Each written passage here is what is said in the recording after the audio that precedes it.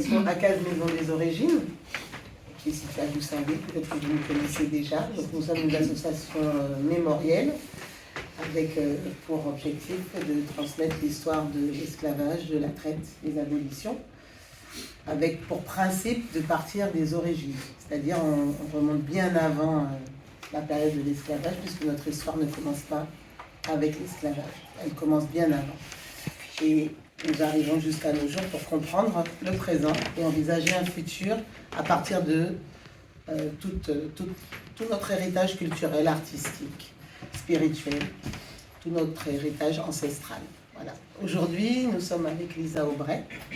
Voilà. Bonjour. Bonjour.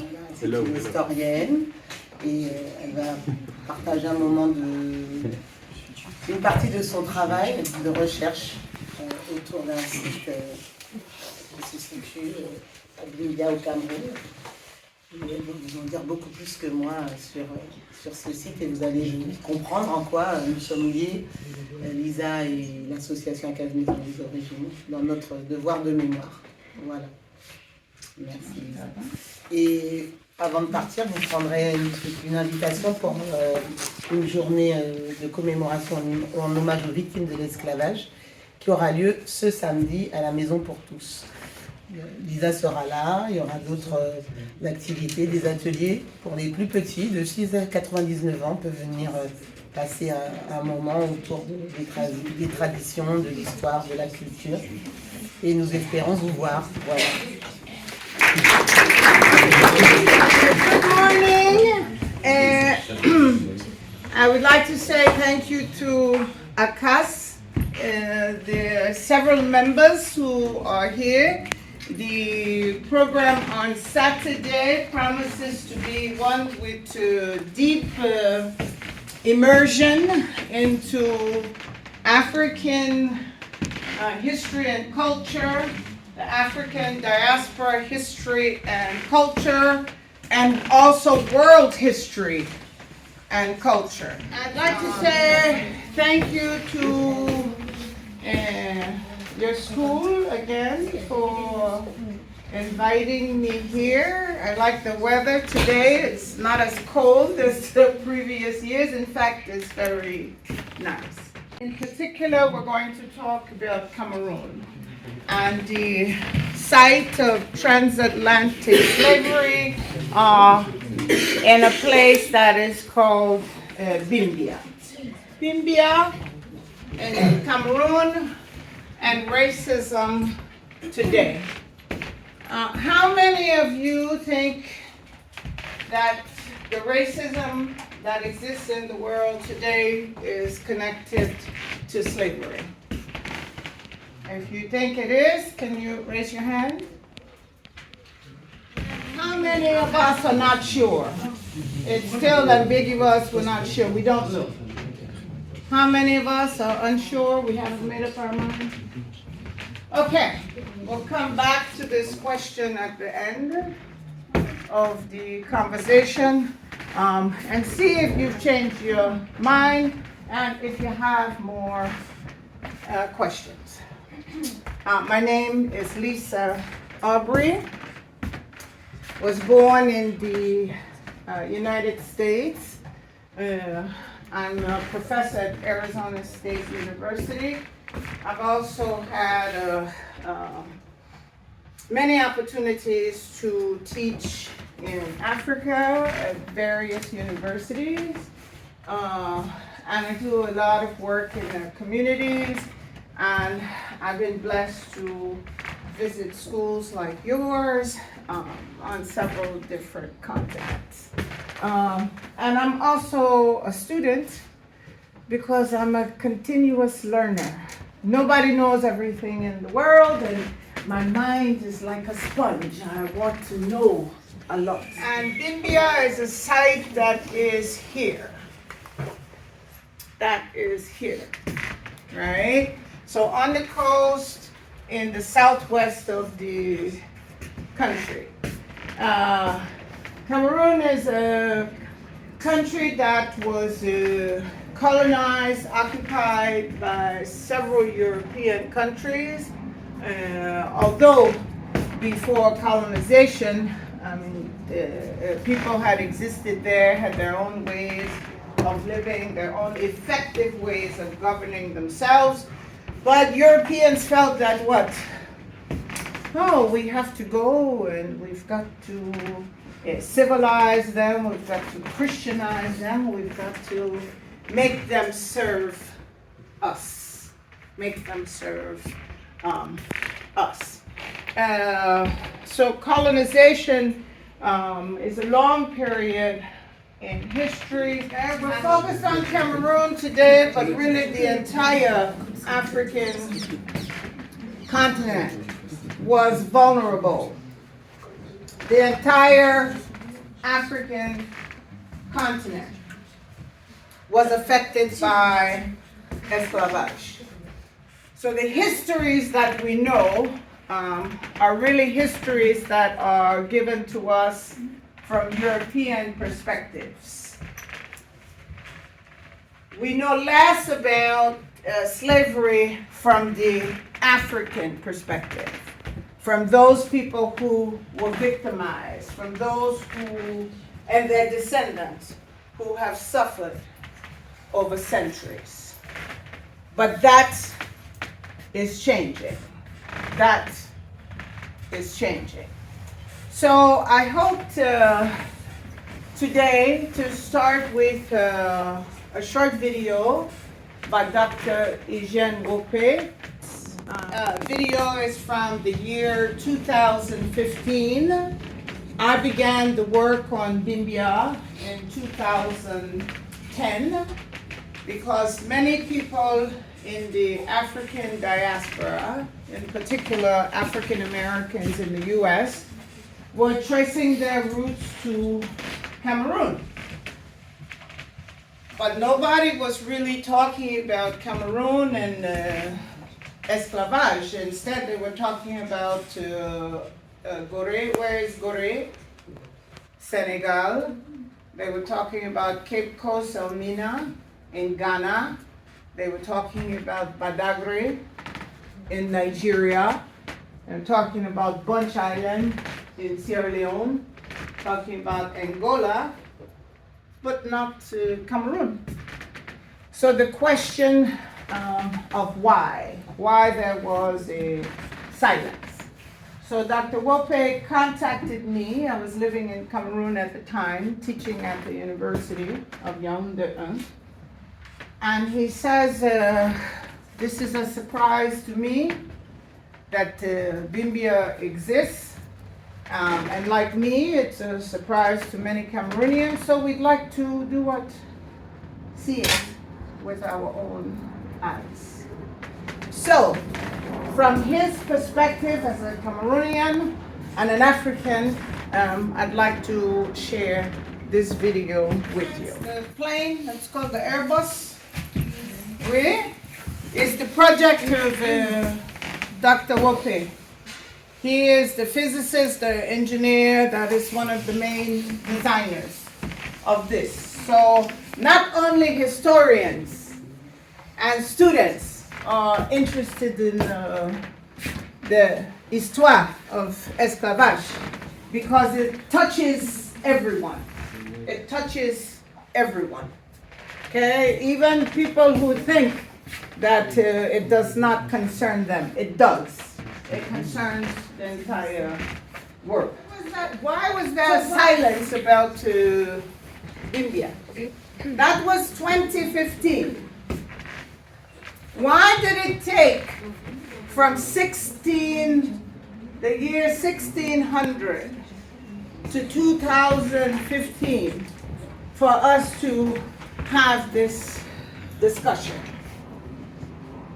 So transatlantic slavery, I'm told that in some of your classes you're learning about mass deportations, people being moved out of one country into another country at this time. Okay, some of you are saying yes. Maybe you are following the news of the US, the country where I was born, where at this moment we see that immigrants into the U.S. are being what? Rounded up and sent out of the country. Not necessarily back to the country of their birth, but they are being mass deported from the United States. Does anybody see this in the news? And it's affecting students like you. Because sometimes students that are immigrants are afraid to go out. They're afraid to go out of their house. So I want to make a connection between transatlantic slavery that happened at Bimbia and deportations. There's some overlap, but it's also quite different, right? Bimbia, the site of transatlantic slavery where we were sitting, it's much larger, but we were at the Bimbia site on the video, was a site where there was mass kidnappings and mass displacements of people that happened for over 200 to 300 years. Something that big and something that happened for so long, how can there be a silence in history about this? How can there be a silence? Who demands that there is a silence? For what reason do they want us not to know about this? What happened at Bimbia is mass kidnapping. So we're going to go through some definitions. Mass kidnapping is the unlawful, and you see the quotes here, that means the sources come from somewhere else. It's the unlawful abduction and confinement of a person against their will, and is a crime. Kidnapping is a crime. Have you heard of Taubira law in France that was passed by the French National Assembly? The history of esclavage must be taught in the schools in France. That you should not be, what? Ignorant of world history. That the students must be informed. But to my understanding about France, correct me if I'm wrong, that sometimes it's applied and sometimes it's not. Some people are committed to following the law and some people not so much. But we are here today, your teachers, your school, Akaz, and me, to ensure that we know the history of Africa, the history of Cameroon, the history of the world, and esclavage and its connection to racism. Okay, so these kidnappings, they may be accomplished by force or fear. Means that you can be in a forced situation, you can be made fearful, or you can be tricked into being kidnapped.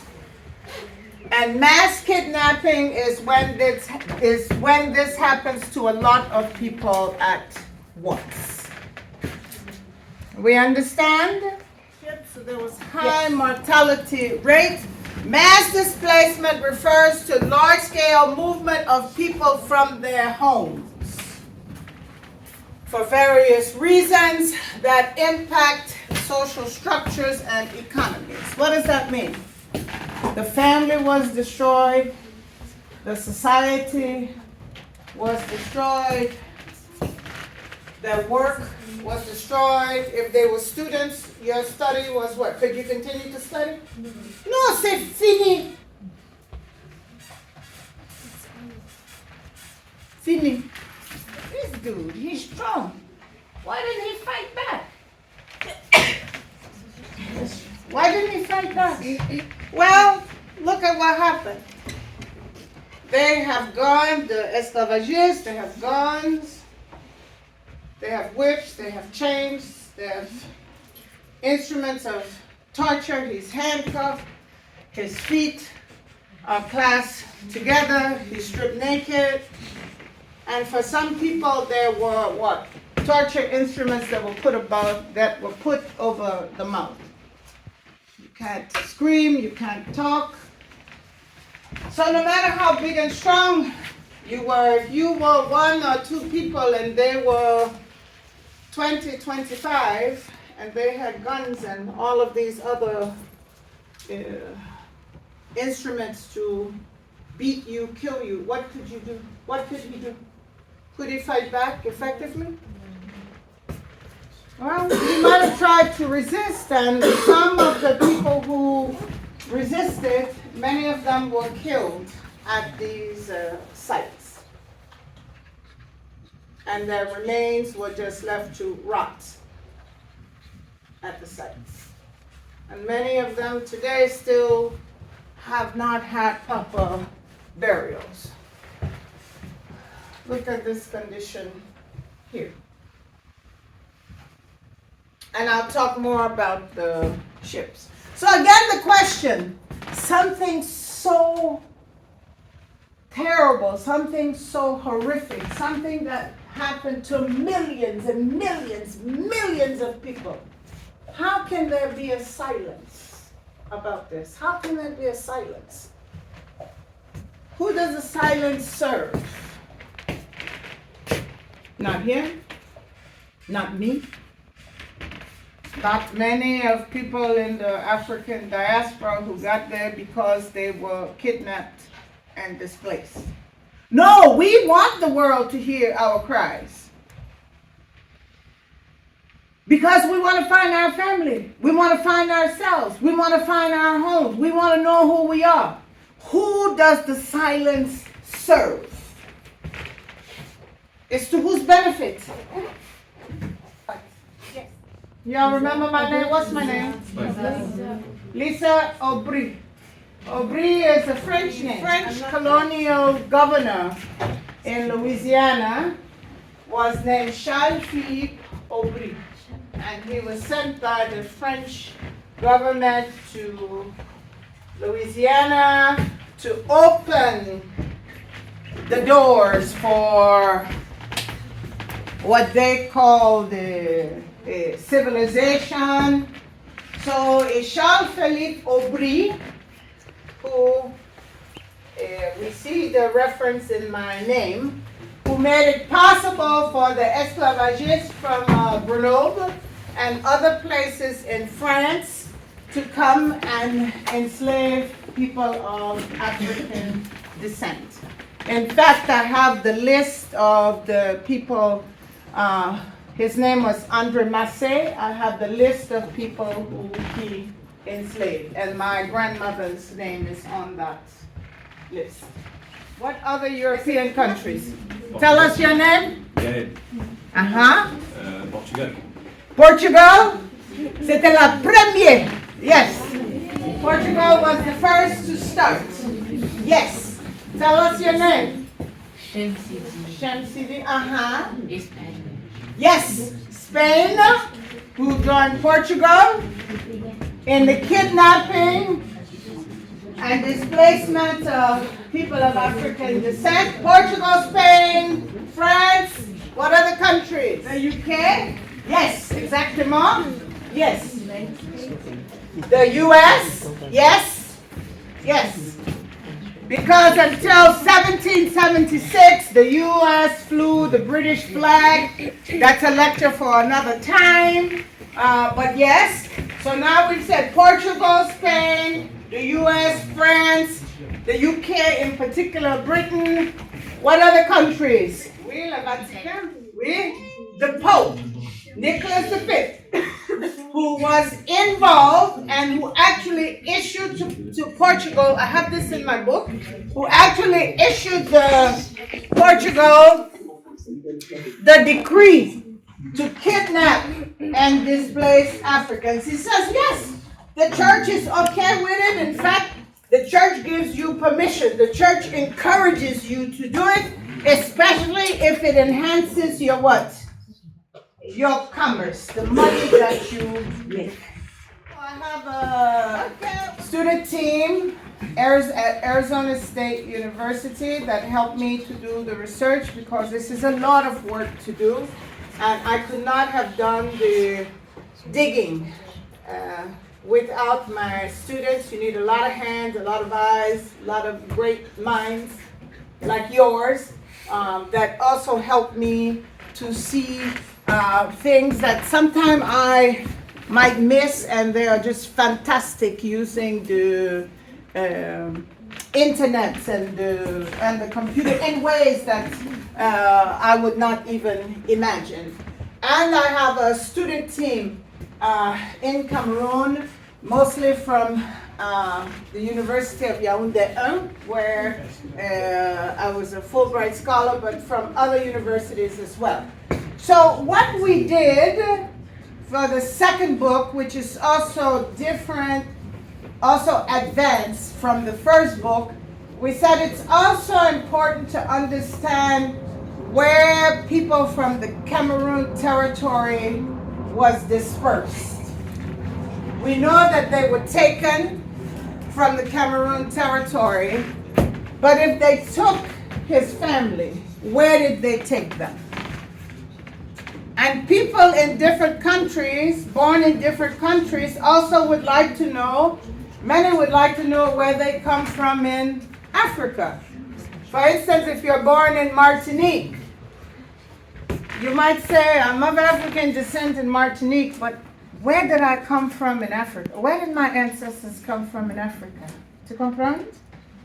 If you're born in Guadeloupe, you might say, where did my ancestors come from in Africa? If you're born in Louisiana, you might say, like me, where did my ancestors come from? We follow? So let me ask a question. Of the students in the class, how many of you know where your ancestors come from? If you know, can you raise your hand? Oops. This is expanded. We have the name of the captain, the number of men, women, and children among the 410. When we could find the information, because it's like a puzzle. You keep reading, connecting the dots to put the history together. European enslavers are interested more in what? The esclavagistes are more interested in what? How much money they make, right? But from the African perspective, people are more interested in what? Who was taken, who was lost, who died, and who survived. And maybe if there's a way to do what? To find their roots, to find their families, to know their origin. So the interests are very different. These 80 people died, only 20 people survived and were disembarked. So what kind of psychological state would you be in if you were on that ship, if you were one of the 20 that survived? Would your mind be okay? No. You would be traumatized. Particularly if you were on that ship, what? Chained to someone who died. Particularly if you were on that ship and chained to someone who died for many, many months. It's grotesque. It's horrible. It's inhumane. But the esclavagistes, in their minds, they justified it because they said what? They're not human. Okay. Let's define discrimination is the act of unjust or prejudicial treatment of different categories of people depending on their circumstance, on their ethnicity, their age, if they're boys or girls, men or women, on the grounds of their religion, and as we're talking about on the grounds of their race. This is important because discrimination and racism are also tied to what? To your rights as a human being. Right? And as long as there's discrimination and racism, then maybe those folks that are discriminated against are also being told they don't have the same rights as Europeans, as white, as men, as people who have no disability, can fight like Malcolm X. You can think like, who's Garvey? Marcus Garvey, diasporite, born in Jamaica. You can write like Maya. I heard Angelou. You can build like Madam C.J. Walker. You can speak like Frederick Douglass. I saw Langston Hughes on the video. You can write like Langston. You can educate like who? W.E.B. Du Bois. You can believe like Thurgood Marshall, who was the first African American, some people say only, because we don't know about the dude that's on the Supreme Court now, but Thurgood Marshall, and you can challenge like Rosa Parks. Rosa Parks didn't get up in the morning and say, I'm going to be a leader today. She was exhausted. She was on a bus in Alabama. She was expected to do what? Give her seat to a white man who entered the bus. Why? Because of discrimination and racism. It was believed that she had less rights